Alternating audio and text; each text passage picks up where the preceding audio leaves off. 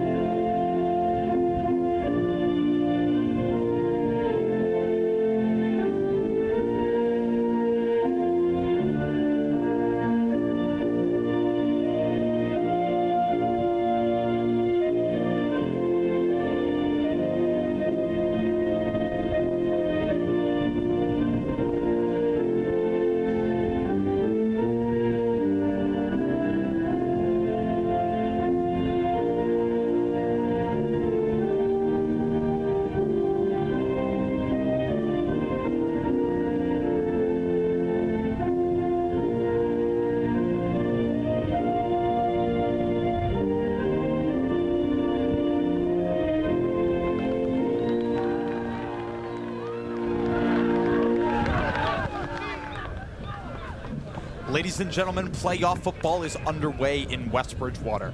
South Hadley Tigers are going to receive to start the game.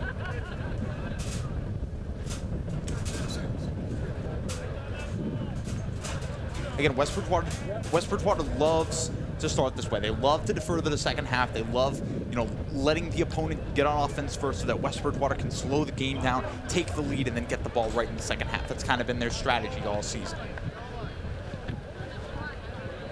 Good evening and welcome to the campus of West Bridgewater Middle School. Our matchup between South Hadley Tigers and the West Bridgewater Wildcats. First, we'd like to thank our officials tonight, as we couldn't have this game without them. West Bridgewater, along with our South Hadley, expect all fans to display good sportsmanship. We remind our fans that we are dealing with young athletes who are trying to do their best for the school. Senior captain Luke Destramp is back, ready to make the kick. And we are officially underway. The deep kickback, and they're going to let that go for a touchback.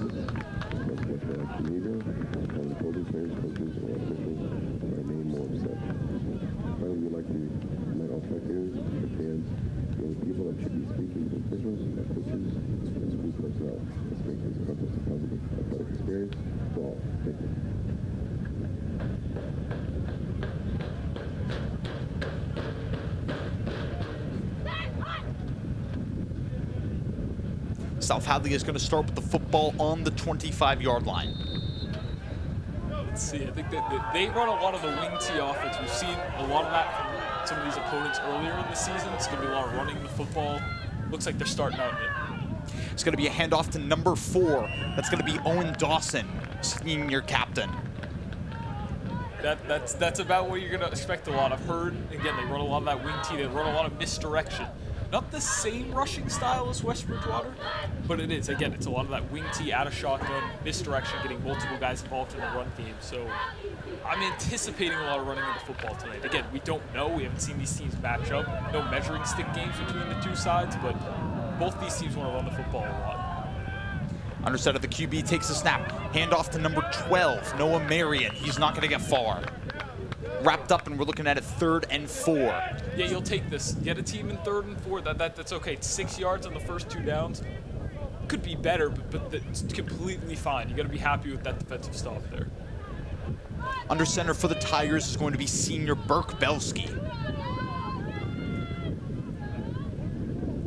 Again, this is very similar to the Wildcats. This is an offense with a lot of explosive skill position players. Yeah. A lot of guys who you have to keep an eye on in this offense.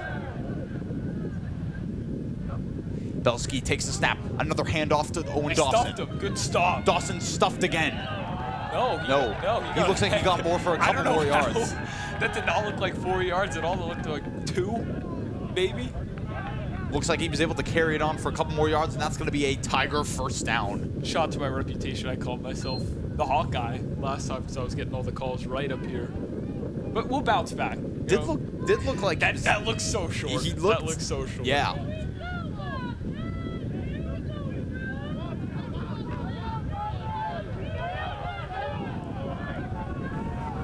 Looking at a 4-receiver formation here.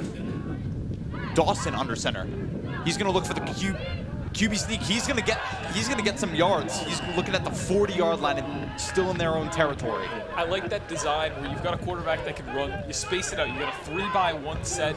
You force West Bridgewater to kind of commit to a lighter package, put their DBs out. You lighten up the box that way. You're stretching them horizontally, and it's going to leave some open gaps. Again, less guys stacking the box for a draw there. So that was a nice design. Gives yourself an easy 2nd and short here. Yeah, and we could absolutely see, it looks like we might see it again.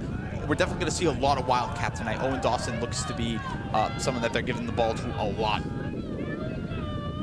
He's going to fake the handoff to number 2. He dips inside. He's going to cough it up, but it's going to be recovered.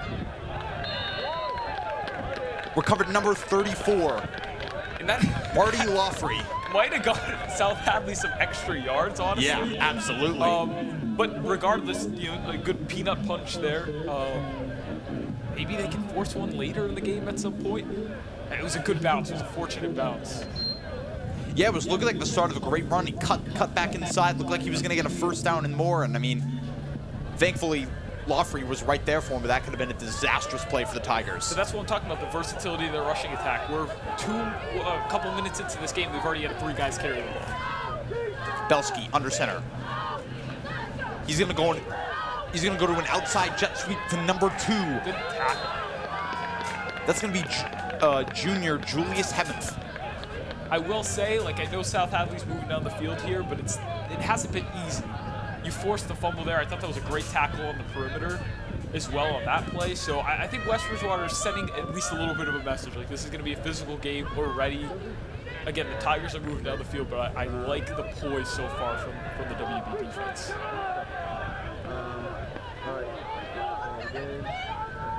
Belsky getting ready to take the snap. Marion in motion. He hands it off inside to number 12. Marion, he's not going to get far. We're looking at a 3rd and 4 situation. Good work. I think one tell that's going to be very, very obvious, it looks like so far in this game, if any of their receivers or tight ends are coming in for a jet sweep, they're completely lined up non-parallel with the, like at a 90-degree angle with the line of scrimmage almost. Typically, obviously, receivers, they're lining up parallel with the line of scrimmage. You can see, though, when those guys are going up for a jet sweep, like number 4 in this play right now, he's just completely facing the ball. Belsky takes a snap, gives it to Marion. Marion looks like he got a first down. Yep, it's going to be a first down and a little bit extra. This reminds me of the last game they were in where you're playing a really run-heavy team. You're getting them in a lot of 3rd and shorts, and they were able to move the ball. Was that the game against Diamond? Yes, that was Diamond. They were a very run-heavy team. They didn't throw the ball a whole lot, but they were moving down the field. But West Bridgewater kept getting them in those 3rd and shorts, and eventually when it came to the red zone defense, that was an X factor in this game. They got a ton of stops in the red zone. If they could get another one here on the opening drive, that would be huge. Belsky takes a snap, fumbles it. Yeah. Oh, someone came in to blow it up. Packard. Christian Packard. Packard will always be there. Great play. He's shooting gaps left and right. Bad snap on that play, and Packard took advantage. Full advantage, nearly coughed it up too. He has a nose for the ball in the backfield, just shooting gaps. He's the best linebacker West Bridgewater's had, I think, in years at doing it. They had a couple games last year where they're a huge part of their gameplay. We're going to throw Packard in there, and he's going to blitz the quarterback all day long. I think he had one game last year where he had at least 2 or 3 sacks, which kind of unheard of in high school football. 2nd and 15 for the Tigers. Belsky under center. He's going to hand it off to Dawson. Dawson goes nowhere. We're looking at a 3rd and long here. They're winning a lot of these battles in the trenches. You have to be happy with the defense so far. You really do. And this is a spot now where this is a premier time to get a stop. Absolutely. Because it's 3rd and long. This team hasn't thrown the ball yet. We don't know too much about South Hadley. They're all the way from Western Mass. But I came into this game saying I think they're going to be a run-heavy team from what I've heard and the little bit that I've seen. And that's been their identity so far this game. So this is a spot where you're kind of forcing them to air it out. It's a key opportunity to get a stop. Belsky takes the snap. He's going to drop back to throw. Scrambles out to the right side. He's looking to throw deep, and it's batted away. Number 14, Ryan Nunes, with the deflection. 4th and long.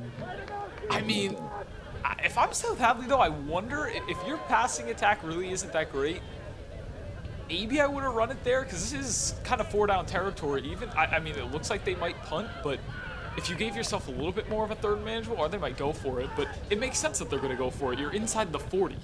What is really a punt going to do? Absolutely, so right.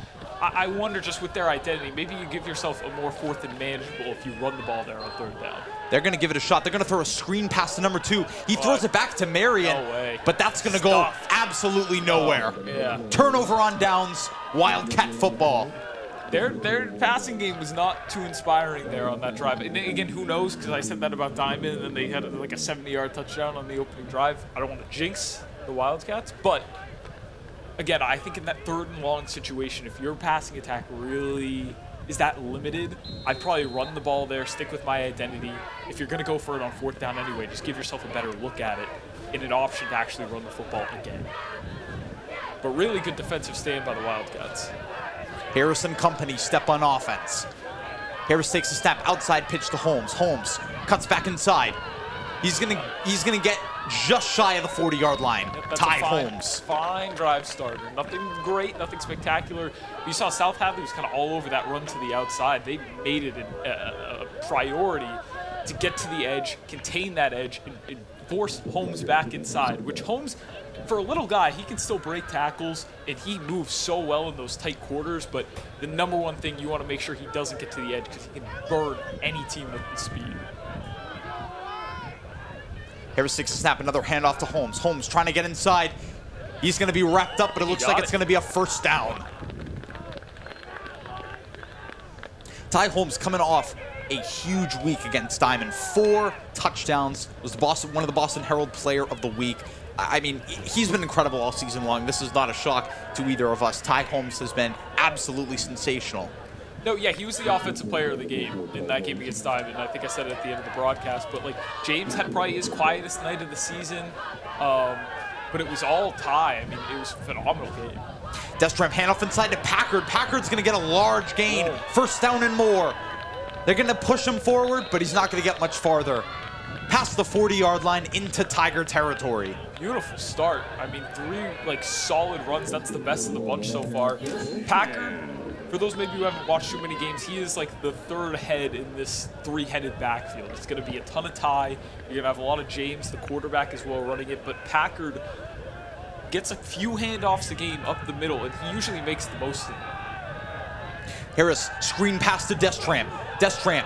Boom. He's gonna get a first and more inside the 20. Luke Destram. I love it. I think I talked about it last game. I said I want to see some more screens in this offense. Luke's one of the best playmakers they have on this team. He's fantastic with the ball in his hands.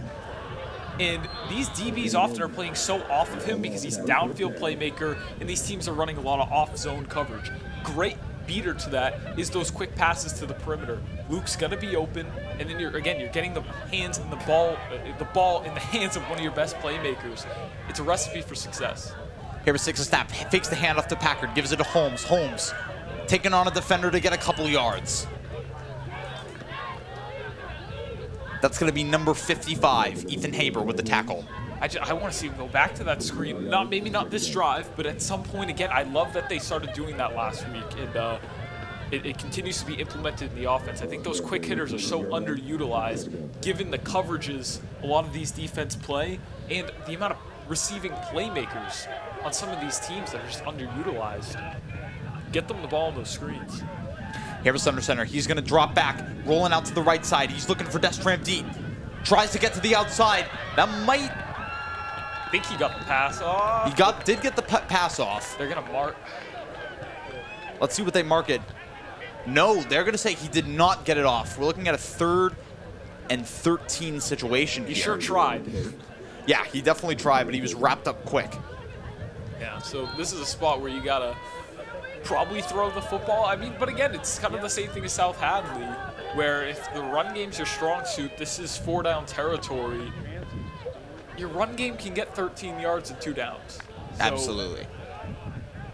And you've got 2 strong kickers that can make this kick either way, even if you don't feel comfortable going for it. Harris takes a snap, fakes the inside handoff to Packard. He gets to the outside, pitch to Holmes. Holmes cuts inside. And he's tackled to the ground at the 16.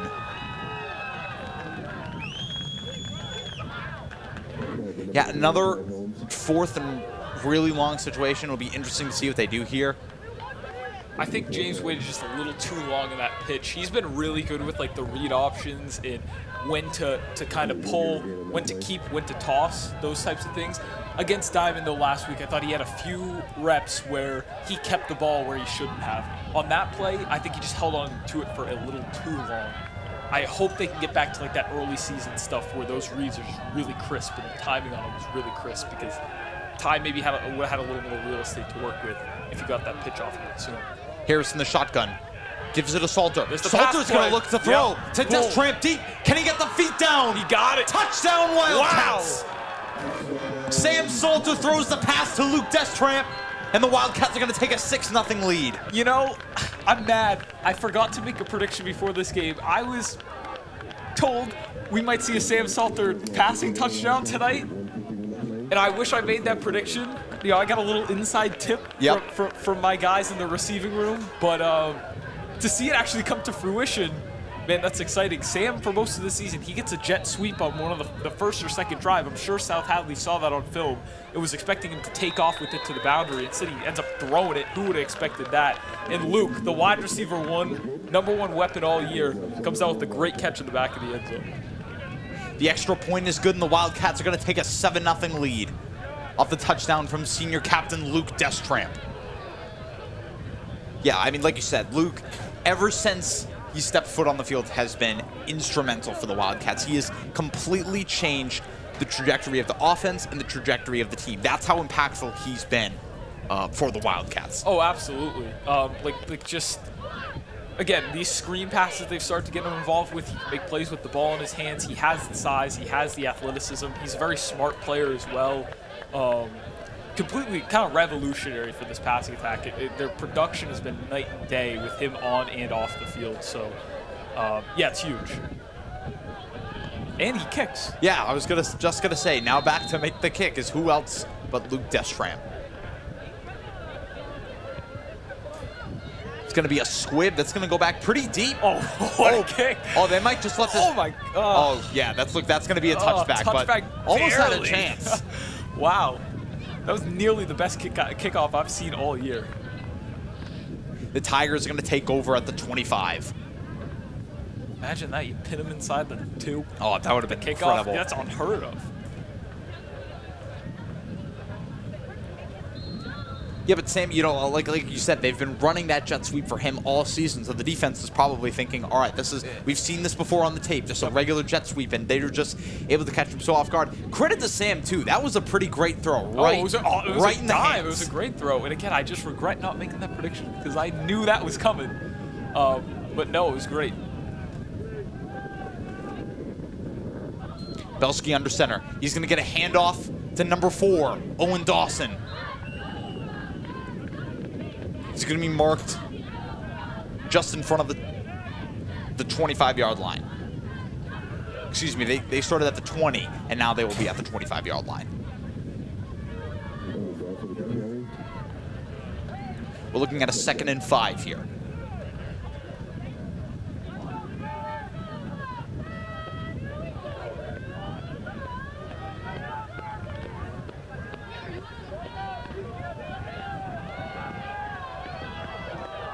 Belsky under center.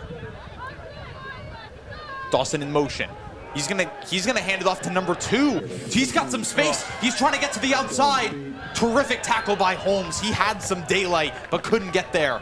Yeah, that's that misdirection that they run a lot of it, where it's like, okay, we got one jet sweep, and then we kick it the other way. So now you've got linebackers scrambling on the second level. And then when #2, it was a great read. He originally, on those jet sweeps, you're going to have those scraping linebackers and DBs. They want to contain the edge on those plays. So especially, again, with all the linebackers in a scramble with the fake jet sweep at first, it leaves space open off that tackle, and #2 hit it. Belsky takes the snap, outside pitch to Dawson. Dawson gets tackled quickly. Really nice tackle there. Just ripped him down to the ground. #28, I believe, in on that tackle. That was a great play. Number 28, that's going to be Matt Murphy with the tackle. Yeah, he came screaming. I mean, he was in the middle of the field, kind of came screaming down the line of scrimmage. Fairly minimal gain. I mean, 4 yards. Could be better, could be worse. Belsky under center for 2nd and 6. They might potentially just run this. Oh, they're going to go one final play. Inside handoff, but that's blown up. #55, Ben Nealon, blows it up. Man, they've got some good linebackers in this program. I mean, Packard, Ben Nealon. The linebackers, the play has been really, really good. And Ben's just starting to get a little better every week. He missed the beginning of the season. A little bit slow back in his return. Wasn't really getting the full snap share. But he's made more and more impactful plays each and every week. And there, I mean, he blew that run up. That was one of the best plays of the night so far. In this first quarter, you got to be happy with it if you're West Bridgewater. Again, you're getting these teams in so many 3rd and mediums, 3rd and shorts, and yes, they're going to pick up a lot of them when they have good rushing attacks. But eventually, if you get a team into 3, 4, 5 third down situations per drive, it's tough to pick them all up. Absolutely. So West Bridgewater's defense is very bend but don't break. They don't get a ton of takeaways. They don't, I don't know, they're not stuffing teams as much in their own territory necessarily, but they're also not letting up a ton of points. The defense eventually prevails, and you have to be very happy with that. Again, especially when you're playing such a run-heavy team. Typically with that identity, you're not going to turn the ball over as much. You're going to sustain drives a little bit longer. Things just might not be as explosive. And that's just a terrific way to end off the first quarter if you're the Wildcats. 3rd and 8 situation here. And again, I kind of touched upon it briefly in the pregame, but this is why West Bridgewater likes getting the ball in the second half, because now you're in control of the clock, in control of the score, and if worse comes to worse, you've got the ball coming to you in the second half. Belsky takes a snap. He's going to drop back to throw. Throws it to number 34, just off the hands. One thing I like that South Hadley does, I mentioned it, I believe it was in the Blue Hills game. If not, it was the Diamond game. It was one of the two. But they will have their center go up to the ball before the receivers break the huddle. It gives the center time to get set, have the offensive line get set, kind of scan the field. They do that on most of their snaps. Not on this one with the punt unit, but on offense, they do that with a lot of their snaps. That's something the Lions started doing in the NFL. It's trickling down to high school. More and more teams are doing it. And I think it really just sets things up better for the offense. That punt's not going to get far. Nope. It's going to go out of bounds at the 24. I'm surprised it even got that far. That thing went straight up. Yeah. Luckily, they had fine field position where they were punting that ball, so it's not like West Bridgewater's in marquee position. This is about touchback range here, but yeah, that punt certainly, that's the spot where if you've got a punter, I don't want to discredit his leg or anything. It's one punt. Maybe he can punt it farther than that, but that's a spot where maybe you're looking to pin a team inside their own 10 or 15, ideally. The Wildcats are going to take over. Harris under center. Takes a snap.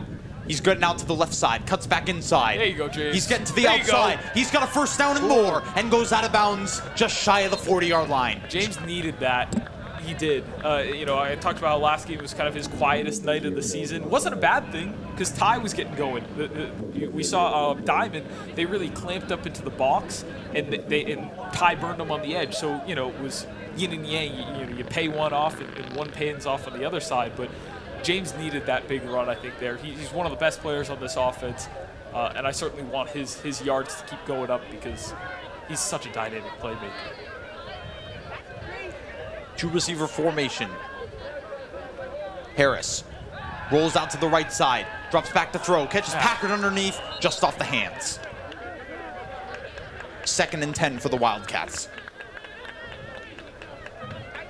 It's funny. Ever since you harped on this early in the season, ever since you started talking about, you got to get Harris rolling out to the right side, stop rolling him out to the left, I don't think it's happened since. Yeah, they definitely listen to me. I swear, I say one thing, I say at least one smart thing a game where the coaches actually they're not listening to what I have to say, but I like to think that they are because they actually end up doing it the next game or the rest of the season, and that is one of the first things. I said, stop rolling him out to the left. He's much better throwing, running out to the right, and they do it on every play now. There we go. Another time throwing it out to the right, and a Luke Destremp first down. Good design. That flood concept will really put stress on his own defense. They've only got so many DBs to the right side, so if you get Harris, sometimes he's got to extend plays. There he didn't. The pass protection was solid, and it gives those receivers enough time for those route concepts to get there and flood that right side of the defense. And they don't have enough guys to keep up. Luke keeps adding to the stats. He dominates the target share in this offense. He's always open. Wildcats go from the 40-yard line in their territory to the 40-yard line in Tiger territory. This is a screen spot if you want it. Fake handoff to Packard. Harris looking to get a first down. He's going to get there. He's going to chug along for a couple more yards, but that is another Wildcat first down. The toss to Ty was definitely pretty open there, and I thought he should have hit that. That was the better read, but how can you complain with Can't argue with that. When you're an athlete like James Harris, you can just move through tight spaces like that, pick up 15 in the blink of an eye. I can't complain. I think either way, that ends up as a big gain. That was a great run.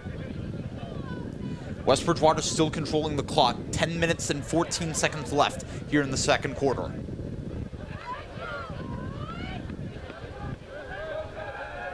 Tight formation here. Harris takes a snap. Outside pitch to Holmes. Holmes looking to get to the outside. Goes back inside. Not sure what it's going to be, but it might be. He's going to be a couple yards shy of a first down here. Nope, he's going to get it. He's going to get the first down here.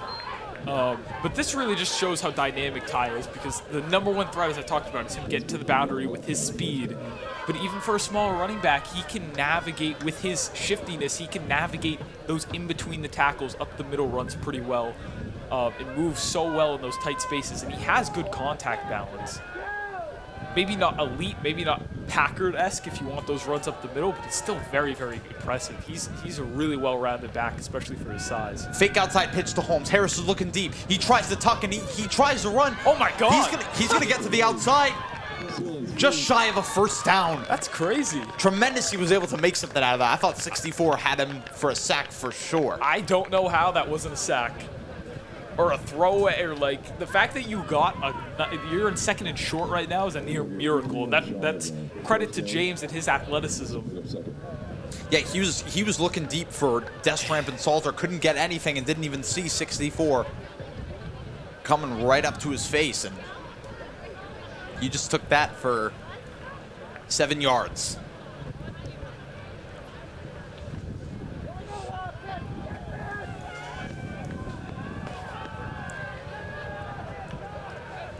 Just shy of the 10-yard line for the Wildcats. Harris fakes the pitch to Holmes. Packard's going to get inside. Touchdown, Wildcats.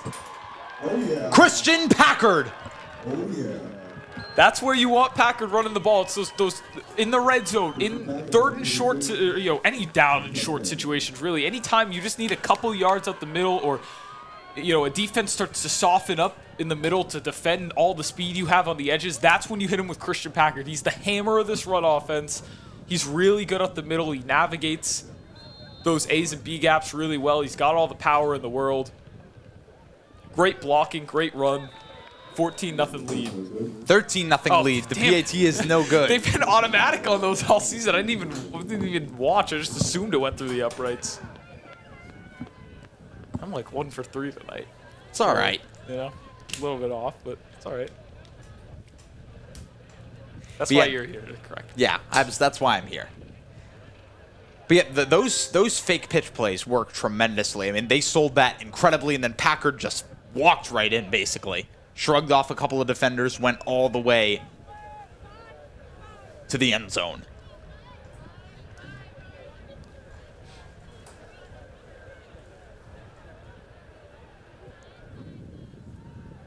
Destramp back to make the kick.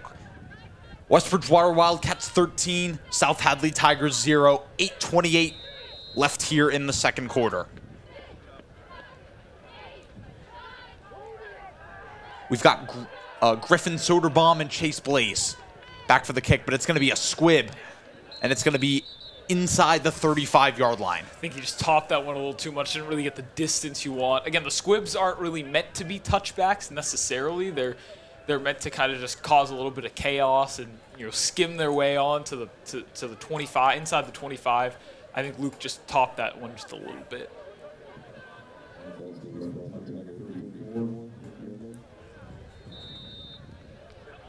The Tigers are going to take over at the 34-yard line.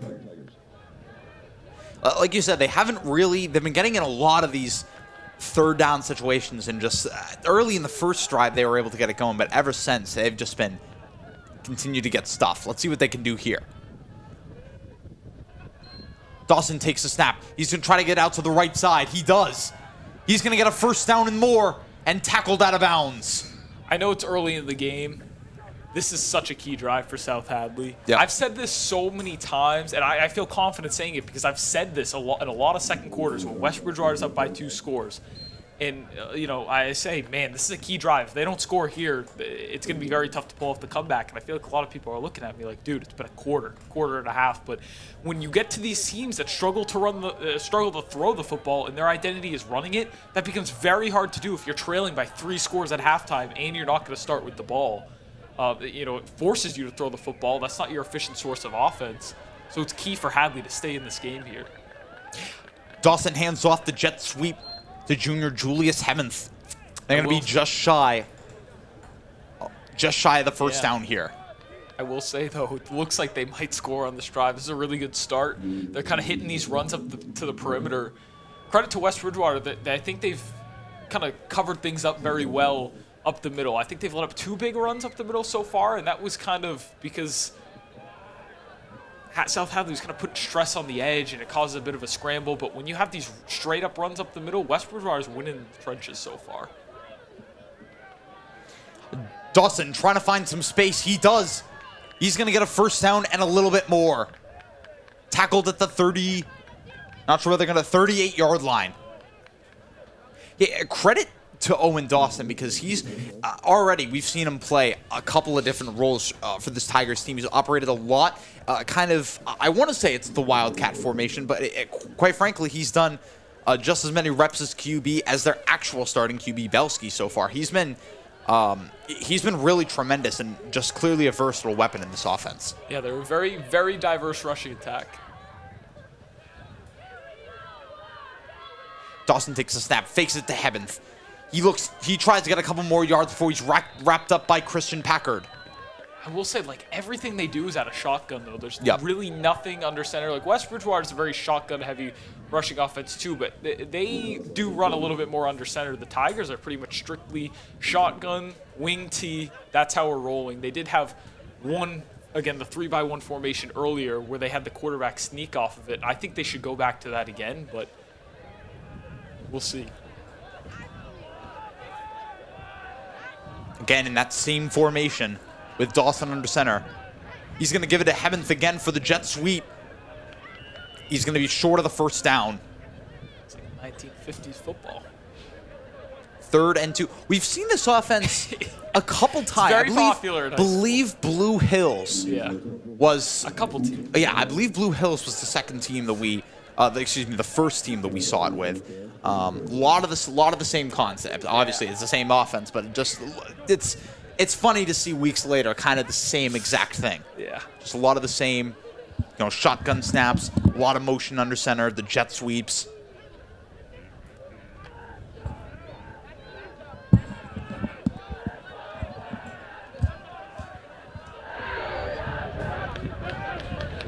Dawson takes it again. Looked like it might have been bobbled. Yeah. This one's going to be really close. Frechette and Packard. I think they stopped him.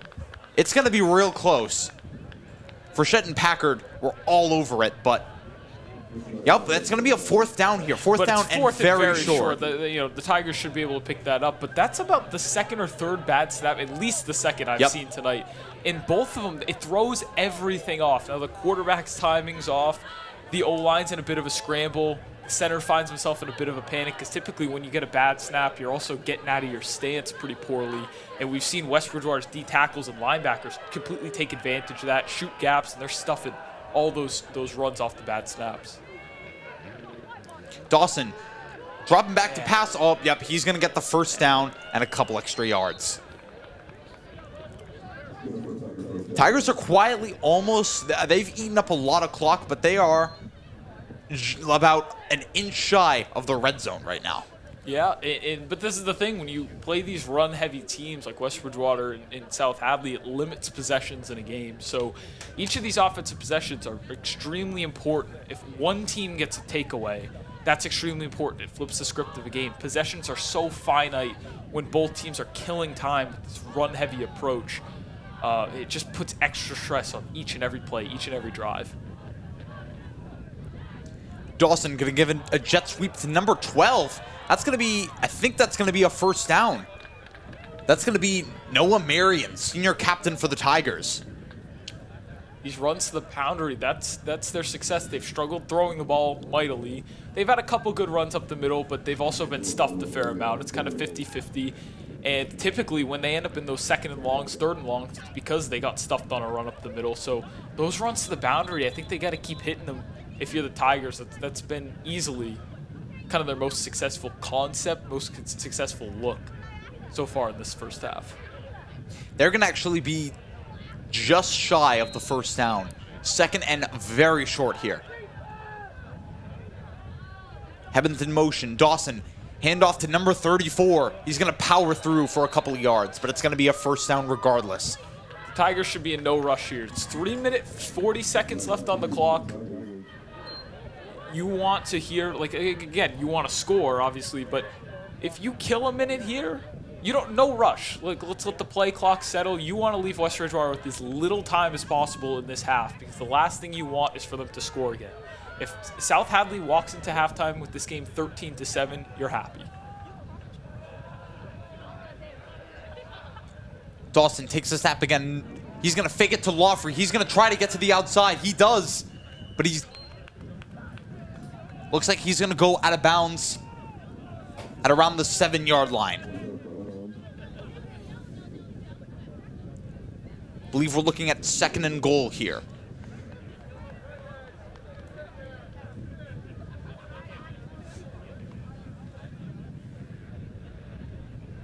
Yeah, pretty much all of the Tigers' offense so far has just been, it's been a ton of jet sweeps and it's been a ton of QB runs and not few and far in between. Another QB run to number 4, Dawson. There you go.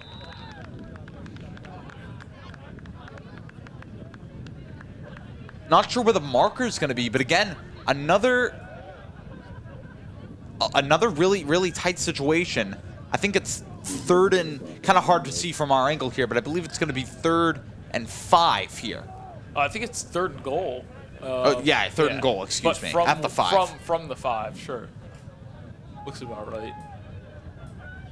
Dawson under center still. Another QB run. Looks like they're able to wrap it up. The red zone defense has been so good these past few weeks. We still got another down of football to play here, but imagine they get a stop here. Or if you force them, I don't know if they're going to kick a field goal. It doesn't look like they will. If they kick a field goal here, that's a win for West Bridgewater getting the stop. It looks like they're going to go for it, though. Man, a stop would be massive. Now South Hadley's going to call a timeout. Yeah, I mean, this is such an important...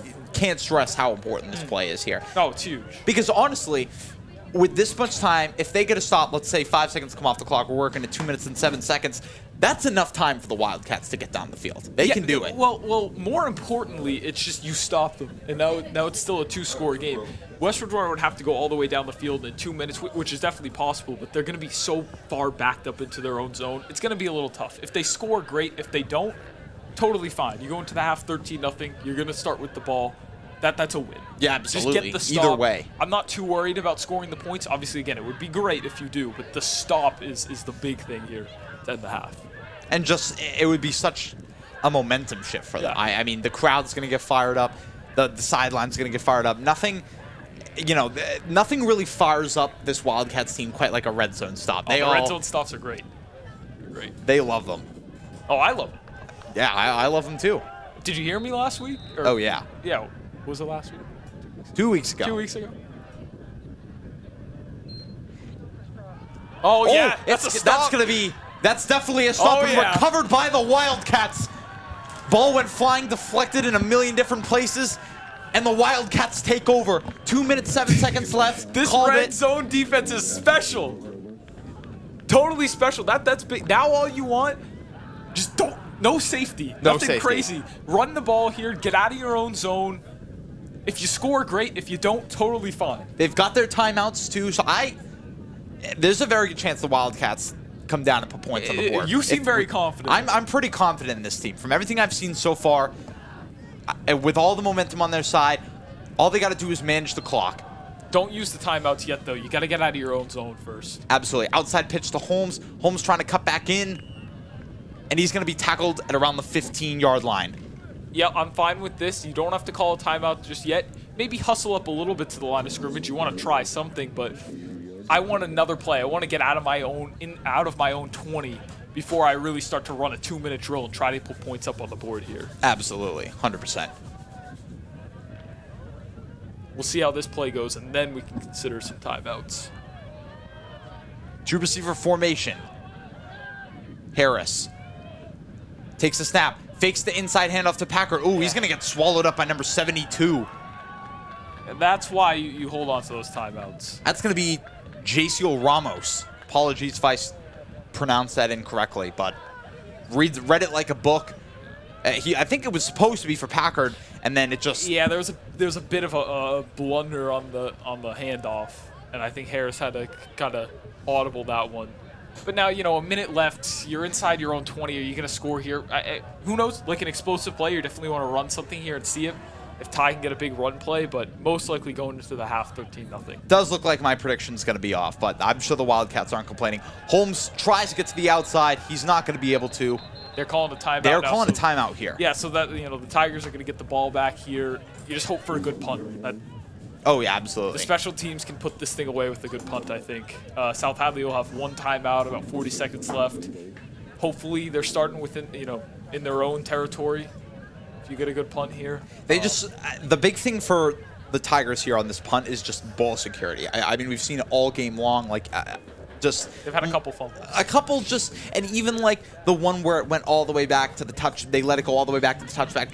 The special teams hasn't been spectacular. They need to make sure that they can secure this football to try to at least get some points on the board before you're heading into the second half. Yeah, this is a bit of an opportunity. I mean, I don't think they'll score, especially because typically 40 seconds, you need to go about, I'm going to project about 55 yards here for a score. You have one timeout. You're probably going to need to throw a passing play in there somewhere. They haven't completed a pass all night. And if they have, it was one screen pass. I mean, it was basically an extension of the run game. So nothing downfield. Harris with the punt here. It's going to be just shy of the Tiger territory. We're looking at the 47-yard line. 35 seconds left for the Tigers to make some magic happen.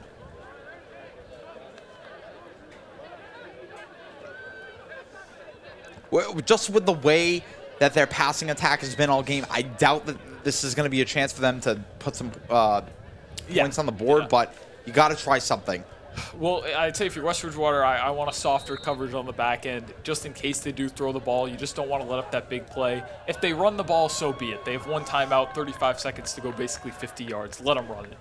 See, the softer zone on the back end, this is good. They're dropping back to throw, though. They're going to get a pass underneath to number 2, Julius Heavens, and they get out of bounds as well. That's fine. I think both sides are okay with that. It's a minimal gain. For West Bridgewater. South Hadley stops the clock. They get a couple yards. I think that's a win for West Bridgewater, though. There's just such a finite amount of time to work with here. I'd rather have those 6 seconds back than a couple yards when you got like 50 to, well, in this case, 42 more to go. 2nd and 6 here for the Tigers. Clock is stopped at 29 seconds. Yep, drop back, cover 4. Going to be a flag before the play, looking at a false start here. Is that the first flag of the game? First penalty of the game, yep. I mean, West Bridgewater, they've avoided penalties. They've had 1 or 2 costly ones this year, but ultimately I talked about it at the beginning in the intro, but very disciplined team. They're very lowly penalized. They usually win the penalty battle, but South Hadley's done a great job in this game too. That's their first one of the night. It's a very low penalty game. It's just really the fumbles for South Hadley, but other than that, these two teams have taken good care of the football. They're disciplined groups, which is very key for playoff football. You don't want to beat yourself. 3 guys in motion here. Yeah, well, that's illegal. Oh, did he jump? Yep. I thought he wasn't set, but no. Yep, offsides. I jinxed him. On the defense, so it just brings it right back to where it was before. Yeah, I thought one of those receivers wasn't set, and then they sent their running back in motion, but I was wrong. He was set, but I totally jinxed us on that play. That's all right. Happens to the best of us. It's interesting, though. They did bring their real starting quarterback back in for when they need to go to passing situations. Even though they've been running a lot of the Wildcat through Dawson, Belsky's still being involved. He's going to try to roll out.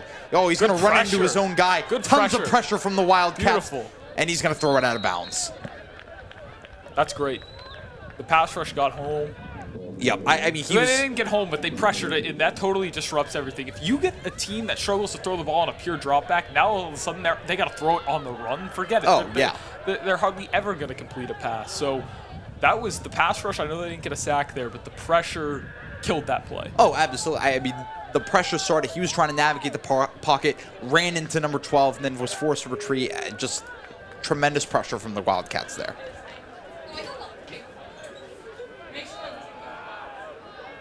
Third and 6 here for the Tigers. Belsky drops back to throw. He's going to look deep. That's going to be intercepted by Nunes. Nunes is going to be wrapped up by number 85 at the 35-yard line. What a way to end the half. Fans are loving it. Yeah, fans are going crazy outside right now. I mean, you win in the turnover battle. I just talked about how disciplined these teams were. Then we had a flag from South Hadley, flag from West Bridgewater, interception. Totally jinxed on my end, but it was a good jinx in the end for West Bridgewater. Here on this play, maybe you want to run it, see if you can get explosive, but I'd assume they're just going to knee it into the half. That's what they're going to do. Great first half for West Bridgewater. They're going to start with the ball in the second half, up 13, plays right into their identity of run-heavy football. Very, very pleased with the first half. I mean, this is playoff football right now, and you just held a team that lost one game all season to 0 points in the first half. I mean, if you're not pleased with that, the team's fired up, the fans are fired up. What a start for the Wildcats. 13-0. We'll be back for the start of the second half.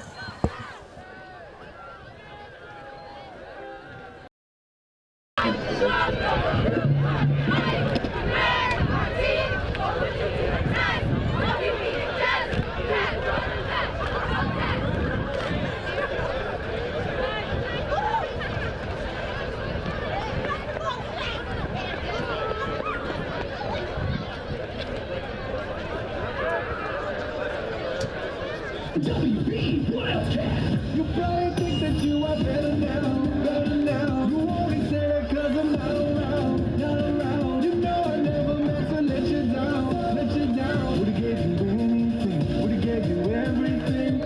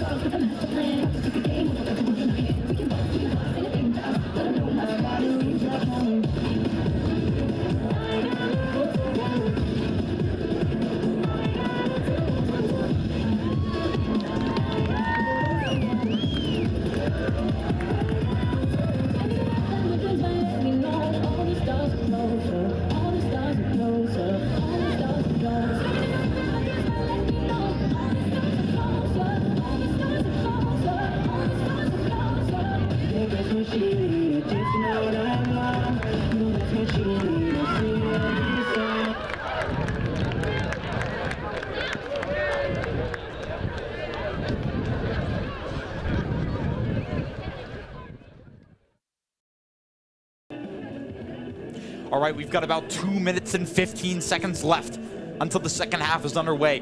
West Bridgewater 13, South Hadley 0.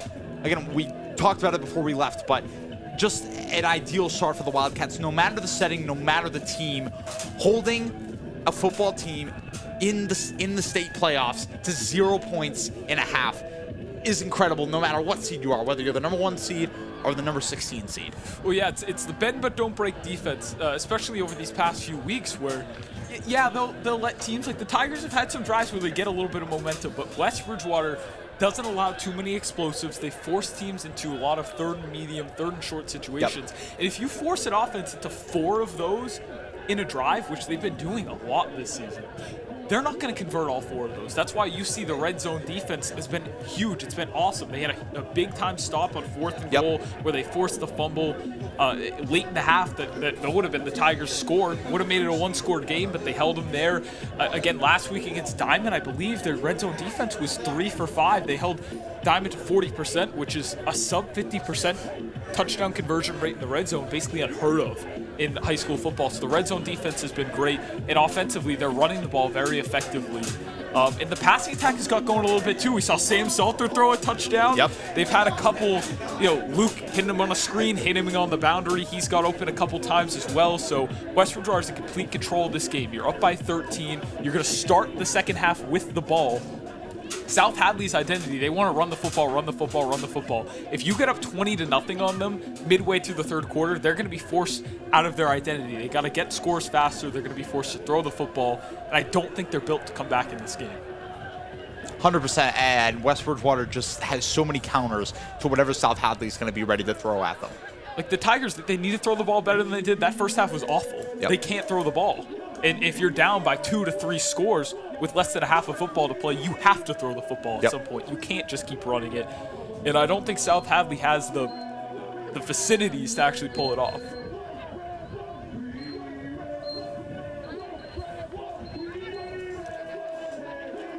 Yeah, and West Bridgewater, even so, like now they're just going to slow the game down. They've got control of the score, control of the clock. They're just going to go back to their identity. They're just going to keep running the football. So it'll be interesting to see how they start this second half.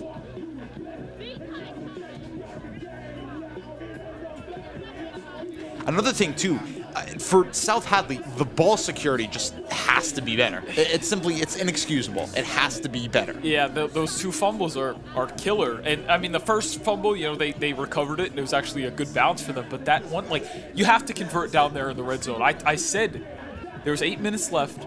That's a key drive for them because South Hadley can't get down by 3 scores in this game. They can't get down by that much. They're not built for those comebacks, as I was talking about. They had a chance to make this a 1-score game heading into halftime. They feel 10 times better. Now they're on the brink of going down by 20. Yep. Which is, I just really don't think this team is built for a comeback of that deficit in a half of football. You have to throw the football to pull it off. Absolutely. I mean, they've thrown 1 completed yeah, pass. and it was a terrible screen pass. Yep. So I mean, it's been bad. They have more interceptions than positive completions in this game. I don't know how else to put it. The Wildcats are going to get the football at the start.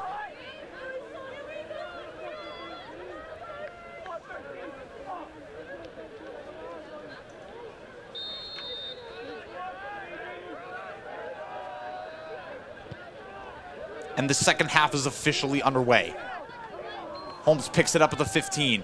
He's trying to get to the boundary, runs into Ryan Nunes, still gets a couple more yards. He's looking to get to the outside. Oh my God. Spins inside and gets wrapped up out of bounds. I don't know. Well, yeah, just ran straight into Nunes, but kept going, found a new hole, and just went right inside it.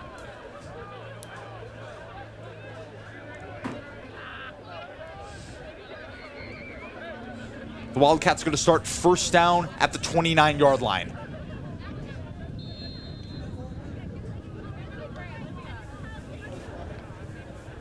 Destramp out to the right side, Nunes out to the left.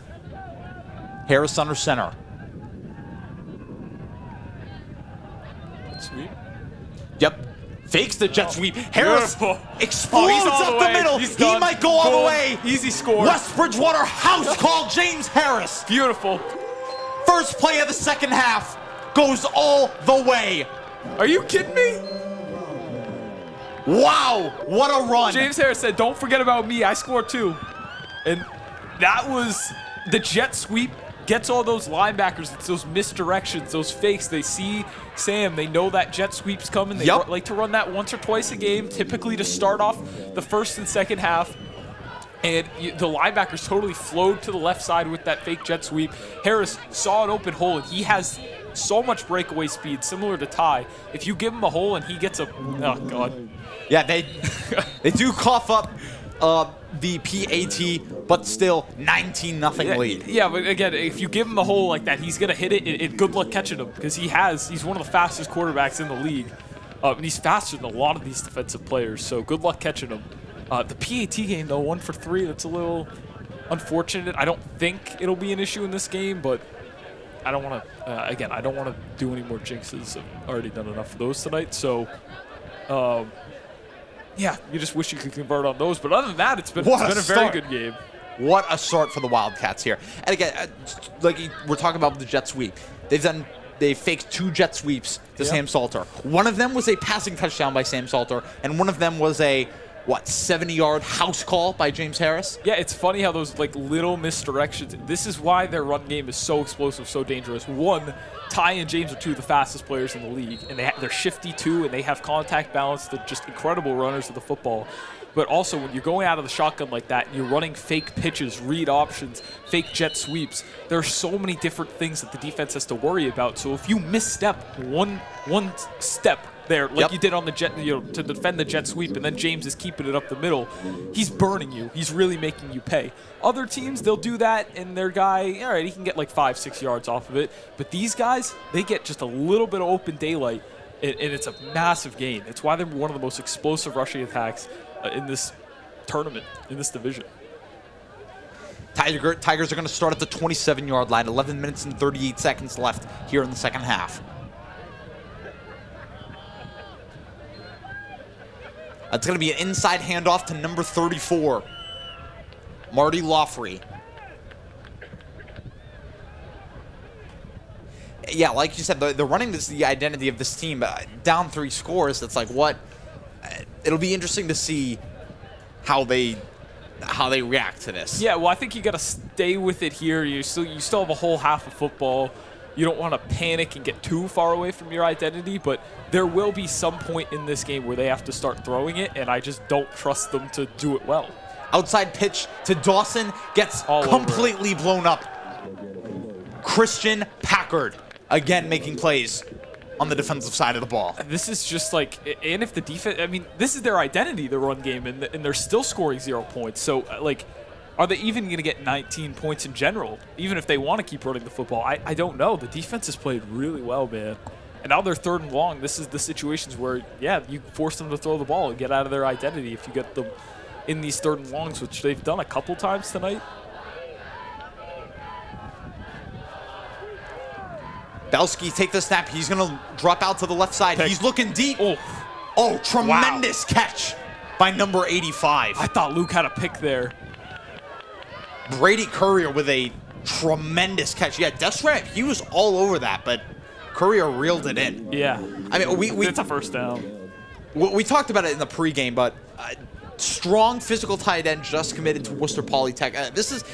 We haven't seen a lot of him this game, but this guy is no joke. He's a tremendous talent. Yeah, he looks massive out there. Huge. He's huge. Like, I don't know, what's his height listed out on here? Do we get that? We or? didn't get that for South Hadley, I'm interested, but he's at least 6'5", and he's pretty athletic. Good luck defending that. It's too bad their passing attack, they just really can't air it out because he would be... I mean, Luke is probably their biggest and best DB, I would say. Yep. And he made a good play on that ball. It's still... Courier comes down with the catch. I mean, that's just pure size, winning at the catch point. It wasn't a bad ball either. I mean, you definitely put it in harm's way, but when you have a talent like that, a size like that, why not throw it up to him? 2nd and 9 here. The jet sweeps. Dawson does not get far.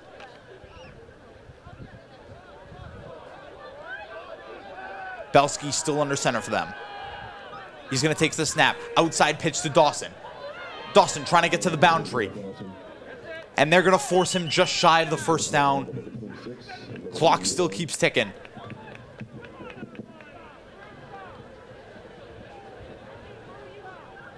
Yeah, a lot of their...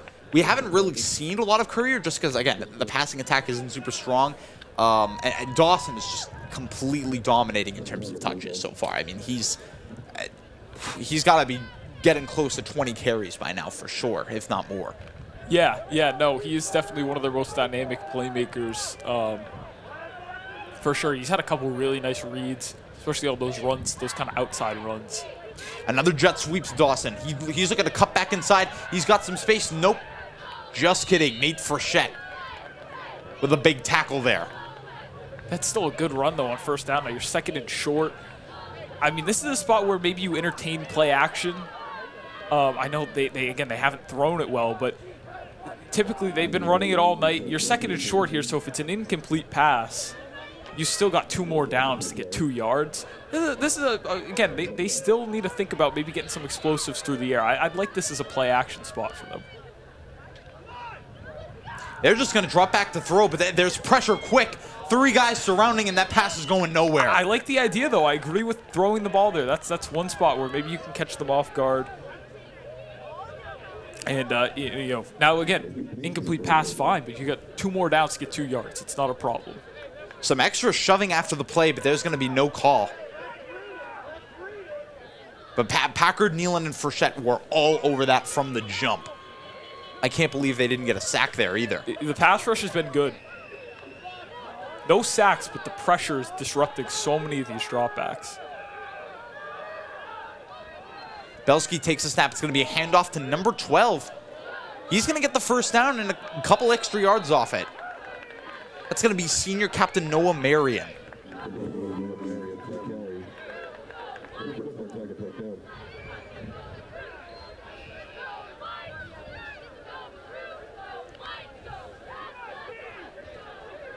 In the second half, though, I will say, a lot of their plays have gone to Dawson, but they're starting to diversify their looks a little bit. They're starting to get a couple of other guys involved so far.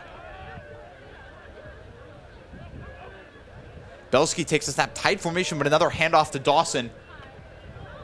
And he's going to be tackled a couple yards shy. Man, I mean, you know, still a lot of time for West Bridgewater to maybe get a stop here, but you just go back to that 3rd and long. You had them right there, yep. And that would have been what a start to the half to score on the first play of the half, then 3 and out. But regardless, I mean, this has been a good drive ever since that completion for the Tigers. But we know as this drive just keeps sustaining itself, 10-plus play drives, West Bridgewater usually wins out in the end. So Belsky's looking to drop back to 2 Wildcat defenders. Oh, man. That's going to be intercepted by That might be a house Polidori. call. He might go all the way. No, he's not. No, he's not going to, but either way, 2 Wildcat defenders blew that up. He panics, throws it right to Polidori. Wildcats are going to take over at their own 30. Oh, my God. Wow. I can't believe. I mean, the pressure is well. You know, the secondary's played well tonight. Fine. The pass rush has been the key to the fact that the Tigers have struggled so much to throw the football. Absolutely. All those straight dropbacks, they're there in an instant, pressuring. You know, now you're not throwing from a clean platform. You're throwing under pressure. There, the quarterback completely panics. There's no reason to throw that ball. There's no one in sight. Harris rolling out to the right side. He takes it himself. Oh, my God. He's got a first down and more. He's going to be inside the 10-yard line. James Harris improvising and finds a lane to a 1st and goal for the Wildcats. They're putting the dagger in right here. I just don't see any way the Tigers are coming back in this game. I mean, just, again, I wish, this is the one of these parts where I wish we could have replays, right? Because I want to give credit to whoever, I believe it was Packard and Frechette, but there were a lot of guys. I'd hate there to was credit like the wrong 3 two guys. There were 2 guys that blew that right up and came right in the quarterback's face. 3. Potential 2 or 3, but just, they absolutely blew it up. Yeah. Just tremendous. Harris, another fake pitch to Holmes. Packard, he's going to be just shy of the end zone. We're looking at 2nd and very short at the goal line.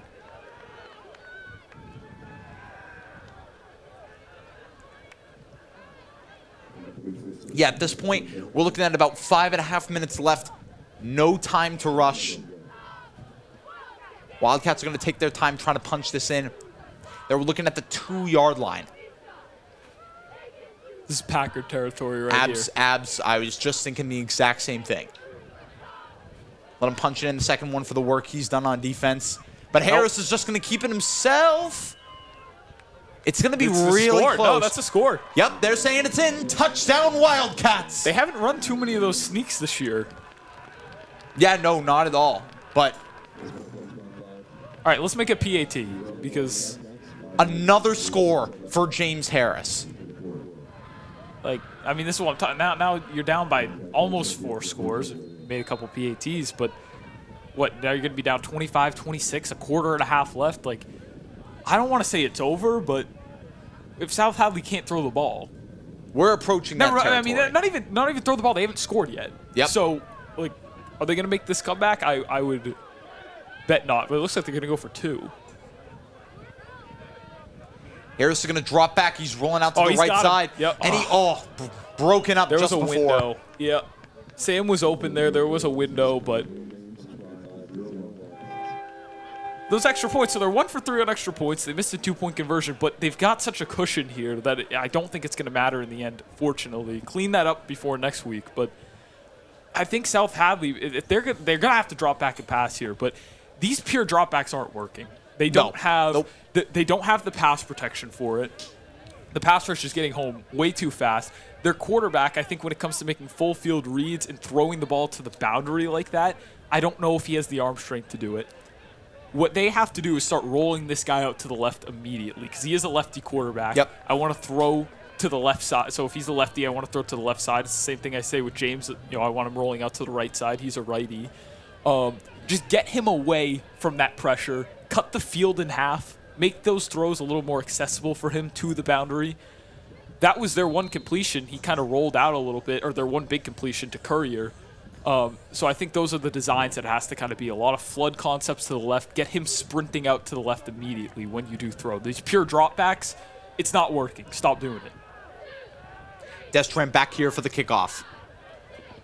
It's going to be a squib that rolls to the 10-yard line, recovered by number 2. He's got a little bit of room, but gets tackled quickly by Sean Hancock, sophomore for the Wildcats.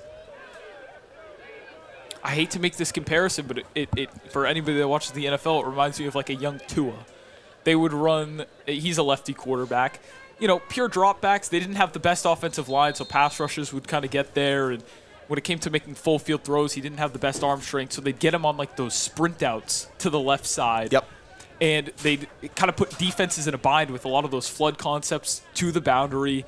The Wildcats are just running a lot of zone defense here. So if you flood them with 2 to 3 receivers to the left, it's going to make for high-low reads. They're not going to have enough defenders to cover that area. So that should be their passing attack moving forward. Dawson's going to give it on a jet sweep to Noah Marion. He's looking to get to the boundary, cuts inside. Going to be a couple yards shy of a first down here.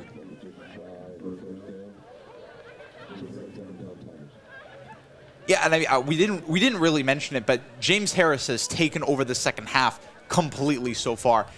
And I mean, as much as Ty Holmes and Luke Destram have been tremendous, this team still runs through James Harris 100%.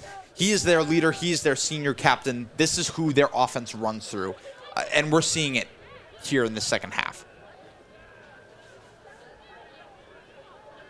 Dawson fakes the jet sweep. Cuts inside. Oh, man, he's got some distance. He's got some space. Can he get He's there? gone. Yep. He's going to go all the way. Wow. Some signs of light from the South Hadley Tigers. Yeah, Touchdown. They needed that. Good run. I mean, he's a good player. Great player. Man. Yeah, they needed that, though. They did. Absolutely. He had, from the second it started, he had a lot of space up the middle. He took his chance, went all the way down the boundary. Yeah, there was really good vision on that run. He kind of put pressure on one gap, kind of forces the defense to cut from containing the edge, trying to get inside to stop him. Then he just cuts it right back outside. He had the speed to finish that playoff. That's their best offensive play of the night, obviously. Those outside runs have kind of been, I don't want to say their only sign of life and success offensively, but it's definitely been their primary. Most of their success has come off that. So Dawson's going to run it in for 2 as well. So it's going to be a 25 to 8 with 4:10 remaining in the third quarter here. That's their real, since the beginning of the first drive, that's been their first true signs of life. So it'll be interesting to see if they can keep it up for the rest of this game. But all right, so now West Bridgewater, you know what? All right, fine. You're still up by kind of 3 touchdowns. Yep. But run the football here. Just keep running it, kill clock, get this thing into the fourth quarter, ideally, unless you score really quick. And if you score really quick, totally fine. Now you just regain that lead again, and you make it kind of a 4-touchdown game. So Either way, either score fast like you have on the last couple possessions, or just keep running the ball, kill clock, get this thing into the fourth quarter, you're in good shape. Absolutely. Playing a time game right now, honestly. Which plays into their favor as a run-heavy team. Onside kick? They're going to go with an onside kick. Oh. And it's... Ugh. Yeah, it's going to be... They're going to get it at the 42, I believe. Not sure. The ball just... I think it hit one of them during the kick. So that kick right there, when you're trying to operate those onside kicks, first of all, you can't kick it into your guys. Yeah. Which is what happened there. That kick was way too... Like, the trajectory it was on, if that thing got to the boundary, it was making it like 6 yards. Yep. It's got to get 10 yards. It's got to get past the 50 to be an eligible onside kick for the Tigers to recover the football. So that kick was just... It was bad. The gunners on that play just left a little too early. That was just a poorly designed onside kick. And now West Bridgewater's got great field position. No reason they shouldn't be able to score here. But again, keep running the football. Let's stick with that and kill some clock. Harris takes a snap, pitches it to Holmes. Holmes They're all over trucks that. through number 13, tries to get a couple more yards. But they force him down at the 38-yard line.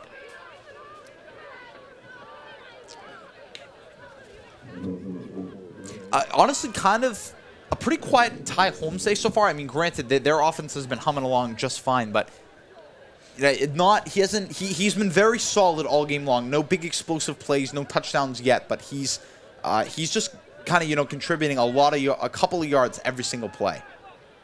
Another screen pass to Luke. Happy Salter, went the back lead to blocker. He gets tripped up though just before the first down.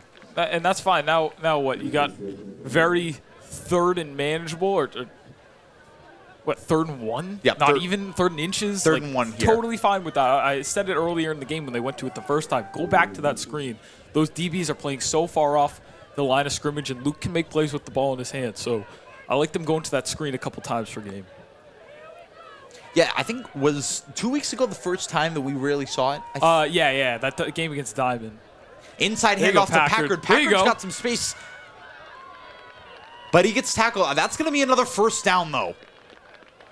I mean, back to the Ty thing, though. I know it hasn't been his biggest night, but we saw 2 weeks ago, James didn't have a big night, but the rushing attack was still awesome, and Ty went off. So it's like, they have had some games where both were phenomenal, but some nights the defense can stop one but not the other. It's kind of pick your poison. Yep. Typically, if it's a quieter James night, those teams are really stacking the box. We saw it with Diamond. It was a quiet James night because their linebackers were bunched up into the A-gaps. They were really stuffing those inside runs, but Ty was killing them to the boundary. South Hadley's been not all over those runs to the outside, but they've been very, very cognizant of it. Meanwhile, Packard and James have killed them up the middle. That's going to be an offsides on the Tigers. Yep. One of the linemen jumped it early, and now we're looking at a 1st and 5 in the red zone here. Clock is still ticking. We've got about 2 minutes and 15 seconds left. Which is good. Keep that clock ticking, no rush.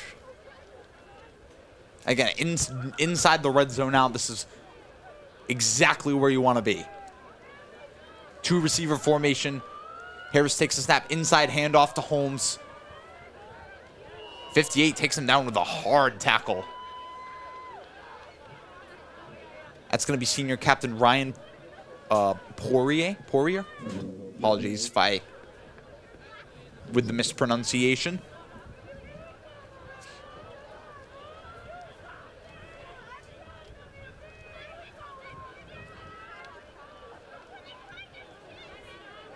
Again, they're taking it really, really slow Beautiful. right now. That's exactly what you want. Exactly what you should be doing.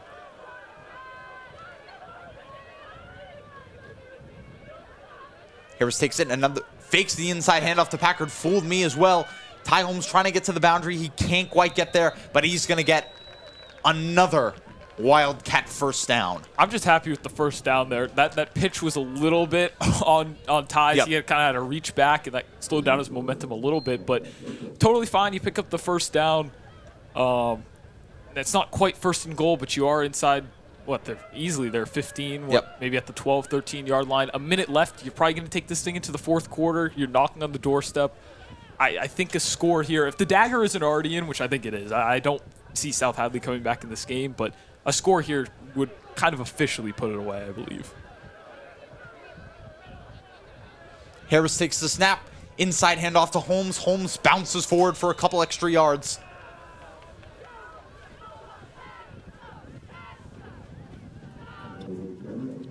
Maybe one more play in the quarter, and that'll be it.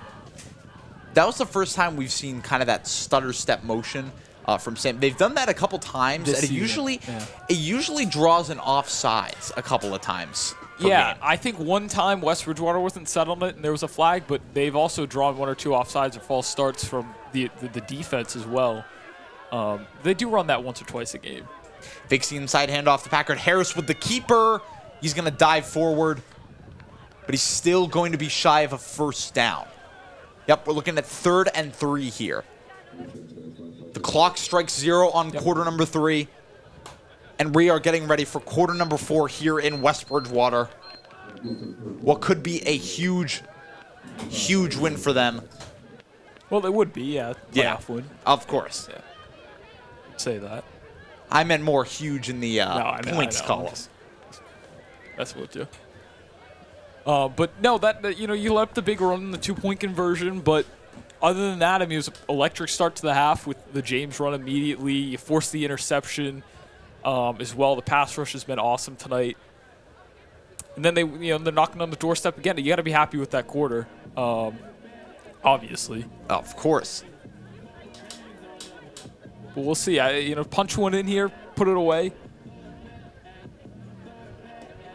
Yeah, just get one more score and no more of those big plays. Just put it to bed.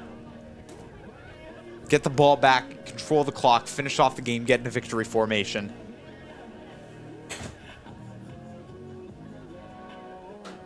Who they got next week? They win. What's the matchup on their side of the bracket? I think I gotta find this now. I want to find. I don't. Where's the bracket? You can look for the bracket on MIAA.net. Okay. Well, I'll look now. Check out the tournament brackets. See if I know any of these teams they might be playing next week. I'm getting cocky and I'm looking ahead to their next matchup because. Hey, it'll be interesting. Either way, whoever wins will be playing this matchup. So I swear, if South Hadley comes back, I'm never hearing the end of it. Inside handoff to Packard.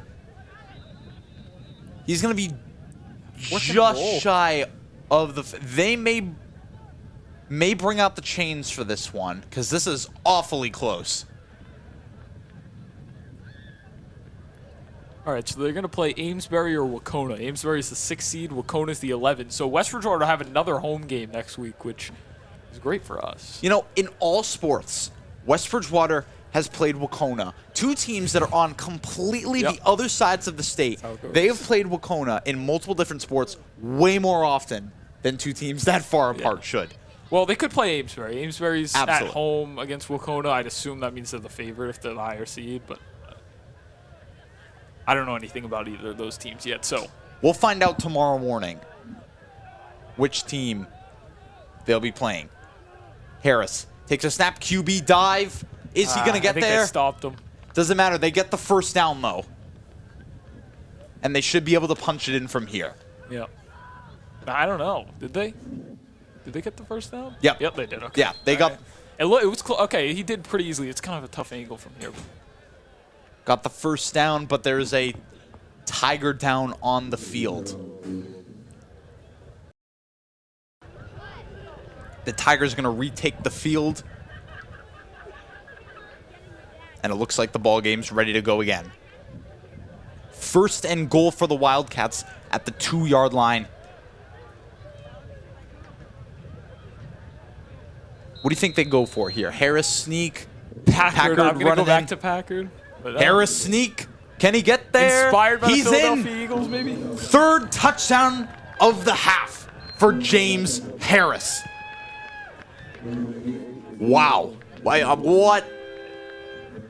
Just a tremendous game from James Harris. More specifically in the second half, but he has been unbelievably impressive. Yeah, it was kind of quiet in the game last week. Not to his own fault. It was just the way the defense was playing him, and tie 8 instead. kind of quiet in the first half too, and now he comes out here in the second half. The defense makes some adjustments. They're really trying to flood those edges, and James has just killed them with runs up the middle.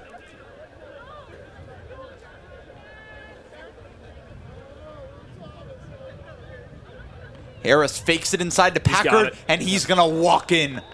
2-point conversion is good. 33-8. Wildcats on top. So I know I said earlier, like, the Tigers aren't coming back, but we can say it kind of officially now, right? Like, I guess the game's never over till it's over in the playoffs. Whatever. This is over. 10:41 left in the fourth quarter. Let's see what the Tigers can make of this next drive. Hopefully a score and pretty quick because they need it. Again, it's going to be tough because the passing game has been so limited so far. I'd love to see Courier involved more. I mean, we've seen one play, and it was one of their best plays of the game. So I don't know how they're going to do it. That's kind of on the coaching staff to figure out, but they need to figure out how to get him. Obviously, keep it going with Dawson, but they need to get Courier involved with this offense in any way that they can. And they need whoever's doing the scoreboard to just sneak a couple points out there for him because 13 fumbles it inside the 10. Good coverage by the special teams, but he's going to be tackled at the 25-yard line. Jacob Smith and Chris Flip assist with the tackle.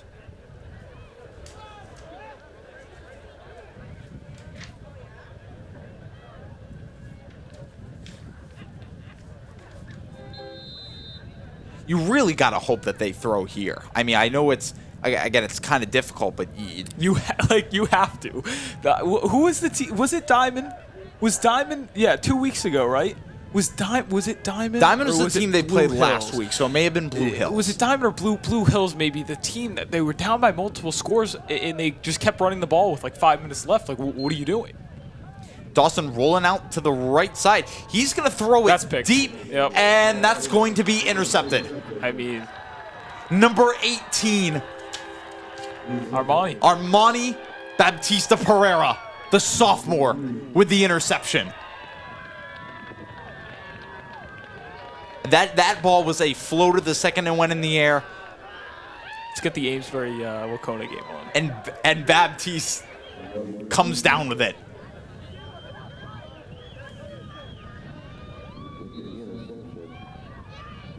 10:26 left to go. The Wildcats are just going to look to take as much time off the clock as they possibly can. Change channels. Currently, with 1:55 left in the third quarter, Amesbury is up 36-8 against Wacona. My bad. You know, we can't get a good game in this economy. But that should be an exciting game next week. So Amesbury's up in that game, you just said? Yes, sir. Okay, so no Wacona. Yes, the Amesbury. So okay. No West Bridgewater versus Wacona again. I mean, yeah. So maybe find a different. I mean, there's got to be some other games going on, right? Maybe watch those instead. I mean, these games are just over. Harris takes a snap. Jet sweep to Holmes. Holmes getting to the boundary. He has some space. He's getting to the outside. He might be gone for 6. Cuts back inside. Tripped up inside the 5. Good run, though. He's mad about that one, but regardless, puts his team. Shouldn't be. That was a great run. Tremendous run. I think he's just mad he couldn't get it himself. But either way, Wildcats are right in scoring position. They might just give it back to him to reward him here. Maybe. You know, I know he's not their feature goal line guy. It's mainly James and Packard, so we'll see. But maybe they do. Whatever. 9 minutes and 20 seconds left here in quarter 4. Clock is ticking.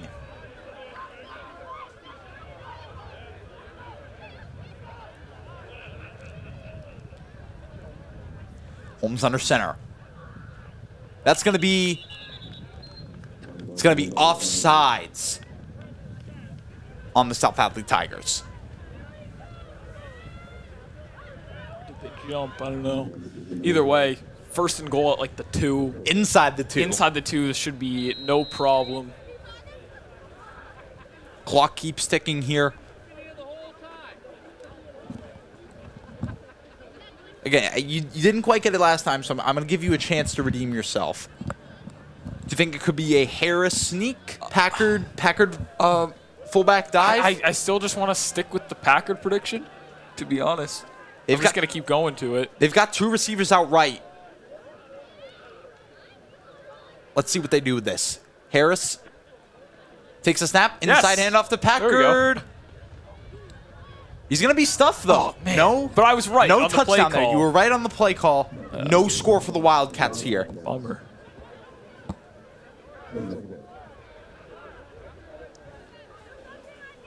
They'll score here, though. They just want to kill another 40 seconds, that's all.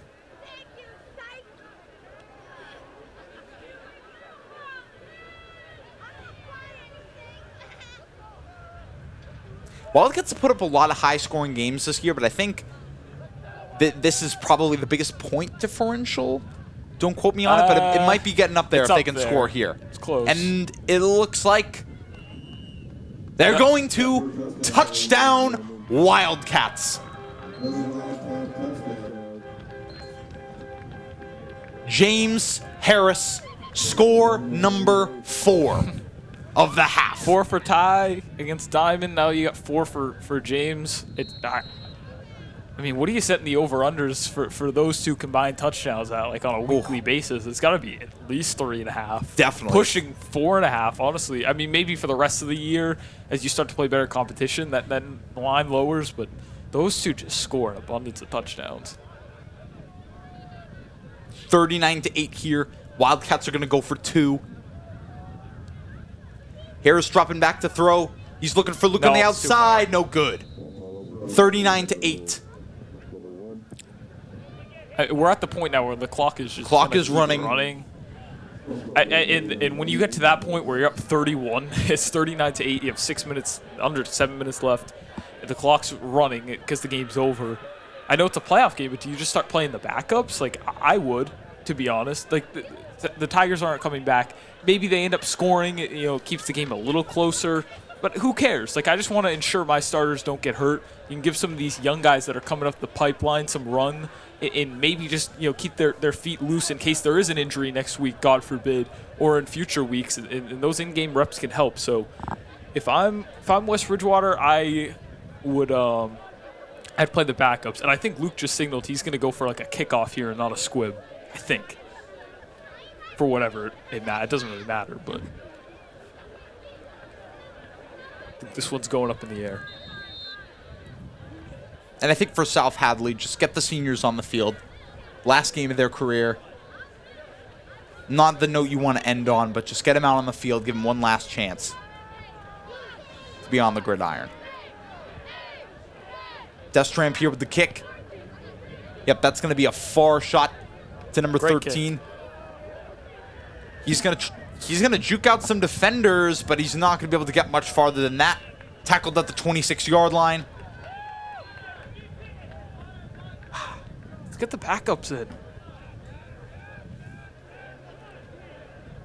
But regardless, the Wildcats are making a statement to everyone in the playoff bracket. I mean, they're the number 3 seed, so it was expected that they were going to come out and make a statement in the first game, but boy, are they doing so in a tremendous way. It's been a great game. We'll talk more about the whole game, I'm sure, at the end real quick, and as these kind of final minutes tick off. I just wish they were playing the backups here. I just, I'd hate to see an injury to one of these guys. These are meaningless snaps. But they could be meaningful for the backups. Again, those are guys that are the future of the team. Dawson looking to get to the boundary, but he's going to go out of bounds. He can't get there.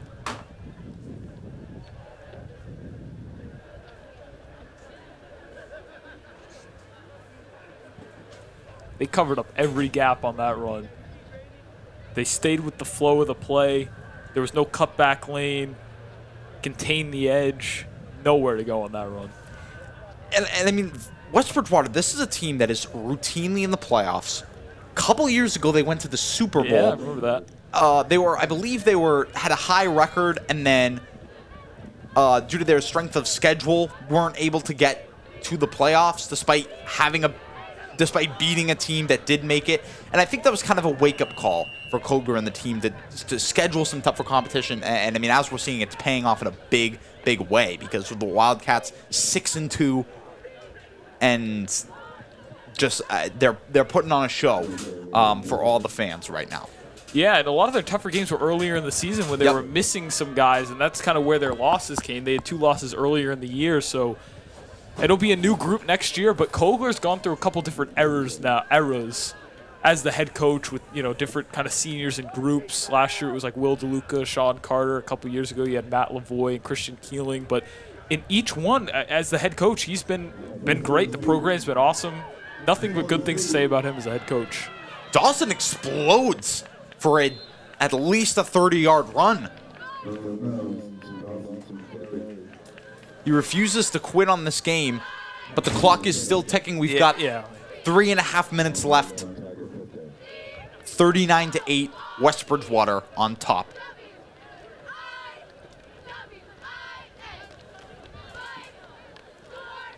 I mean, this is a team that can go to Gillette. You still got a couple more games to win, but West Bridgewater, they're the 3 seed. They arguably played even better than the 3 seed since, getting Luke and those guys back from earlier in the season. They've just continued to get better and better. They are legitimate contenders to go to Gillette this year, and I would love to see it. It would be absolutely awesome. And I mean, just looking at the state bracket, the number 2 seed, Cohasset, that was a team that they were really bad. They were very, very close to getting that 2 seed. I mean, just looking at the total calculations, they were extremely close to getting there. So I mean, again, this is a team that was just shy of being projected to get there based off standings alone. Y'all have Amesbury next week at the 6 seed. Next week I think it should get real. It'll get tough. Start to get tough, and then if you win that game, you're in the Final Four. You probably have to go to Cohasset. They're the 2 seed. I think they're going to beat Manchester Essex, and then whoever wins the 7-10 game.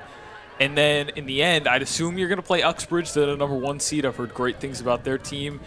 If not, I think who comes out of that would be Rockland, who beat West Bridgewater. They're a really good team as well. It's going to come down to West Bridgewater, Cohasset, Uxbridge, and Rockland. Maybe one of those teams can pull off an upset. Who knows? I don't want to jinx West Bridgewater. It could be Amesbury next week. But those teams, they're the top 4 seeds, and they have definitely looked like the 4 best teams in this division. So, but next week against Amesbury, that should be a pretty good game. Definitely more competitive than this one tonight. And Rockland, I think that's the biggest game that West Bridgewater wants back, because that was a game that was close until the end. A couple of things go in their direction, and they could have been on top there. It was a really tough situation. That was a really tough game for them. Another fumbled snap from Dawson. Thankfully, he comes on top of it, but it's going to be 4th and forever. I'd say this is a good time to do like our player of the games. I know I like to do those every week. Thomas, I'd like to hear your input on it as well. I'd say offensive player of the game's got to go to James Harris for the second half that he completely put this game away, converting on the goal line, a couple huge runs, and a couple nice throws when it was needed. On the defensive side of the ball, I really feel like everybody played well. I kind of want to just give it to the whole front 7. I think if I had to pick a very best player, it would be Packard, who's won this award a lot for me this year. He's the leader of that defense. I'd say he's their best defensive player. But Nate Frechette had a great game, too. A couple great tackles, really getting home as a pass rusher. Dawson throwing deep to the end zone. Broken up. I mean, Tommy Polidori had a couple tackles and a pick. Interception. Baptiste had an interception. Yeah. Nunes, a couple big deflections. The whole front 7, though, really, I kind of just, it would probably be Packard if I had to give it to an individual player, but so many guys. I'd really say pretty much everybody in that front 7 played awesome tonight. What a great win. We're on to Amesbury next week. Wildcats are ready to go. Clock is ticking until the final whistle sounds. Wildcats take the win 39-8 over the South Hadley Tigers. Right now, Amesbury is up 36-14 against Wacona with 10:46 left in the 4th quarter. Make sure to keep updated on that game But what a win for the Wildcats. What a statement that they put here. Yeah, I don't think you would have expected this. I think you said if I had to set a line tonight, I'd say they're 7.5-point favorites. And they won by 31 points. It was complete domination. Again, a quick run through. The run game was great. They threw it well when it was needed, but it really wasn't much tonight because they controlled the game throughout. The pass rush was awesome. Their run defense had a couple lapses, but ultimately was very solid. The red zone defense showed up for another week. It's great to see that sustaining itself through multiple weeks with this bend but don't break approach. 2 interceptions. Got to clean up the special teams and those PATs and whatnot, but other than that, awesome win. On to probably Amesbury next week. That's going to be all from us. Thank you for tuning in. Make sure to stay tuned for coaches and player interviews. Aiden, it's been absolutely another tremendous week on the mic. Yep. We will see you guys in the upcoming weeks. Good night, everyone. I'm here with senior James Harris. From the first half of the game to the end, how do you feel the team played? I mean, we played amazing through and through. We came out here with intensity. We came in the second half even more intense. This group of guys, I mean, they're just nasty. We come out here and we play with our full hearts, and we do it for all 4 quarters. Going into today's game, what type of preparation did you guys do? Oh, in practice, I mean, it was like the most energetic practice we've had all year. You know, this is a real team right here, a real brotherhood, and we've just been full energy the whole week, and we've been really focused, and I think that's what made us prepared for today. From the first to the second again, what type of momentum did you guys want to keep going for the end? I mean, we were up by 13 points, but then we realized that, you know, everything was working on offense, and our defense really stepped it up. So we're like, all right, let's keep this defensive momentum, and our offense will do their job. Thank you. Yep, thank you. I'm here with Coach Kogler. From the beginning of the game to the end, how do you feel the team played? I thought we played really well. Defense, you know, we gave up some yards, but we held in tough in the red zone, and in certain situations we did really well, forced some turnovers, which was helpful. And offensively, you know, we did great. So it looks like you guys are going to be playing Amesbury next week. How do you? Definite? It looks that way from what they've been showing for okay. scores. Yep. How do you feel you guys are going to prep for the game? I don't know. I haven't seen anything about them yet. I've been trying to focus one game at a time. So tomorrow will be a day filled of looking at film and figuring out what they bring to the table. What type of momentum did you want the team to have going into today? You know, we had a really good week of practice and preparation, and that's really the key to performing on Friday night. So, you know, if we can continue to have good weeks of practice and the kids can stay focused, we should be in good shape. Thank you. Thank you very much. Thank you for joining us on Wildcat Sports. See you at the next game.